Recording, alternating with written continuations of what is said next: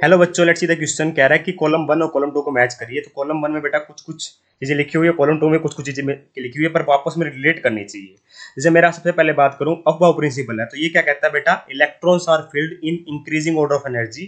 तो ये किससे डील करता है बेटा, इलेक्ट्रॉन्स की फीलिंग से बिलोंग कर वो क्या कर रहा है बेटा। मेरा डेफिनेशन क्या होती है, अफबाउ प्रिंसिपल कहता है क्या है, इलेक्ट्रॉन को जब आप फिल करोगे तो कैसे फिल किया जाएगा बेटा, मेरा इन इंक्रीजिंग ऑर्डर ऑफ एनर्जी। तो मतलब किससे डील कर रहा होगा, या ऑफ कोर्स इलेक्ट्रॉनिक कन्फिगरेशन से डील कर रहा होगा इंक्रीजिंग ऑर्डर ऑफ एनर्जी में। ठीक है, और एनर्जी को निकालते कैसे बेटा, ये पता ही होना चाहिए हमें। फॉर हाइड्रोजन एटम के लिए एन देखते हैं केवल, और hydrogen other than hydrogen atom के लिए एन प्लस एल की वैल्यू कंबाइंड देख रहे होते हैं। एन प्रिंसिपल क्वांटम नंबर होता है, एल एजिमुथल क्वांटम नंबर होता है। एन की वैल्यू बेटा हमें पता चल जाती है जब नंबर ऑर्बिट नंबर देखकर, एल की वैल्यू पता चलती है बेटा सब सेल से। ठीक है, डिफरेंट डिफरेंट से। अगर देखिए बेटा, क्या ये हमारा लाइन स्पेक्ट्रम की बात करता है, नहीं करता। क्या ये ओरिएंटेशन की बात करता है, नहीं करता। क्या ये फोटोन की बात करता है, नहीं करता।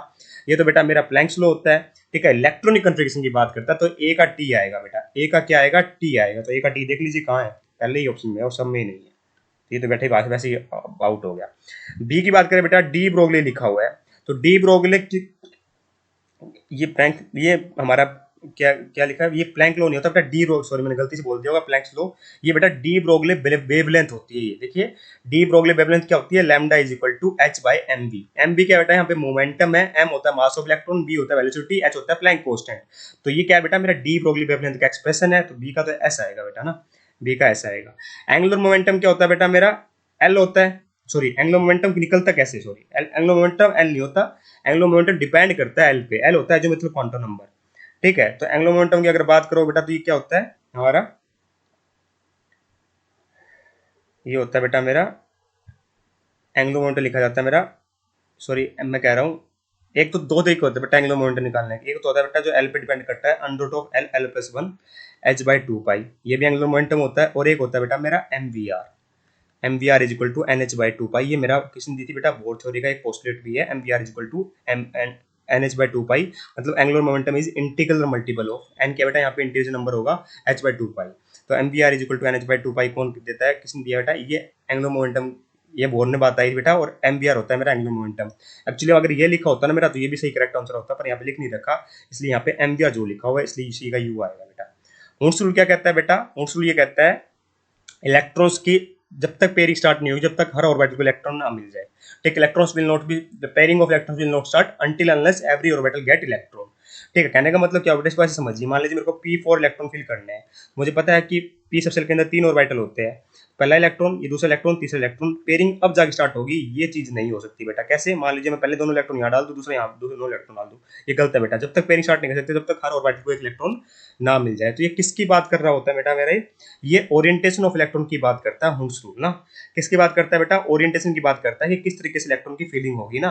ठीक है, जब पेयरिंग की, इलेक्ट्रॉन की पेयरिंग की बात करता है ये। जब तक पेयरिंग नहीं होगी, जब तक बेटा हर ऑर्बिटल को एक सिंगल इलेक्ट्रॉन नहीं मिल रहा होगा। तो डी का क्या आएगा बेटा, मेरा क्यू आएगा, है ना। डी का क्या आएगा बेटा, मेरा क्यू आएगा। बाल्मर सीरीज की बात करते हैं, इसमें किस में आती है बेटा, ये लाइन हाइड्रोजन एटम में आती है। हाइड्रोजन स्पेक्ट्रम में आती है, जब हम हाइड्रोजन स्पेक्ट्रम पढ़ रहे होते हैं। तो मैं आपको बता दूं बाल्मर सीरीज कब आती है बेटा, जब मेरे N1 की वैल्यू क्या होती है, 2 होती है। और ये किस में लाई करती है बेटा, मेरे विजिबल रीजन में फॉल कर रही होती है, विजिबल रीजन में फॉल कर रही होती है। ठीक है, कौन सी बेटा सीरीज की बात कर रहे हैं हम, बाल्मर सीरीज की बात यहाँ पर कर रहे हैं, बाल्मर सीरीज की बात कर रहे हैं। तो ई का क्या आएगा बेटा, मेरा पी आएगा। पी का क्या आएगा बेटा, मेरा पी आएगा ना, लाइन स्पेक्ट्रम इनविजिबल स्पेक्ट्रम, बिल्कुल सही लिखा हुआ है। प्लैंक्स लो, प्लैंक्स लो बेटा मेरा डील करता है फोटोन के साथ। मैंने गलती से बता दिया था ना, ये नहीं बेटा, ये तो मेरा डी ब्रोगली वेवलेंथ था, मैंने गलती से बोल दिया था। अब बात करते हैं कि प्लैंक्स लो कहता क्या है, वो हमें पता होना चाहिए ना। तो प्लैंक्स लो बेटा सिंपल सी क्या बात कहता है, क्या कहता है बेटा प्लैंक्स लो, ये कहता है बेटा मेरा कि किस तरीके से मेरा, ये किसकी बात करता है बेटा, मेरा फोटोन की बात करता है। तो एफ का क्या आएगा बेटा, सिंपल सी बात है, आर आएगा। तो ये बेटा रिलेशन बताता है लैम्डा फ्रीक्वेंसी और लैम्डा कैसे बदल सकते हो। तो mu is equal to C by lambda बेटा हमें किससे पता चलता है, प्लैंक्स लॉ से पता चलता है। एक्चुअली में इससे ज्यादा रिलेशन, ये एक्चुअली में एनर्जी का रिलेशन पता चलता है। एक्चुअली में मैं बताऊँ तो सही में, तो ये एनर्जी ऑफ फोटोन कैसे आती है बेटा, एच म्यू आती है। ये बताता है मेरा प्लैंक्स लॉ। ठीक है, यहाँ पे एच होता है प्लैंक कांस्टेंट, ये कहता है कि जो एनर्जी है वो डायरेक्टली प्रोपोर्शनल है फ्रीक्वेंसी की। ठीक है, इसको बेटा रिमूव करेंगे तो क्या आ जाएगा, एच म्यू होता है। ठीक है, यहाँ से मैंने ये बताया mu equal to C by lambda, ये इसी के अंदर पढ़ा जाता है, क्योंकि म्यू फ्रीक्वेंसी क्या होती है, सी बाय लैम्डा।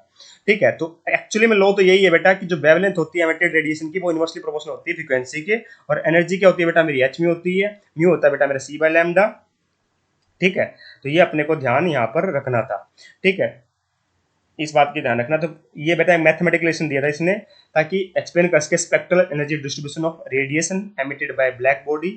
ठीक है, इस बात का अपने को ध्यान यहाँ पर रखना है। तो एनर्जी क्या होती है बेटा मेरी एच म्यू होती है, ये बेटा मेरे प्लैंक्स ने बताया था, और म्यू होता है बेटा मेरा सी बाय लैम्डा, म्यू फ्रीक्वेंसी है, सी स्पीड ऑफ लाइट होती है, लैम्डा वेवलेंथ होती है। ठीक है, तो ये एनर्जी और किसके बारे में बात करता है, फोटोन की एनर्जी के बारे में बात कर रहा होता है, तो एफ का आर आएगा। इसलिए बेटा मेरा ऑप्शन नंबर 1 परफेक्टली करेक्ट है। I hope you understand the answer. Thank you so much.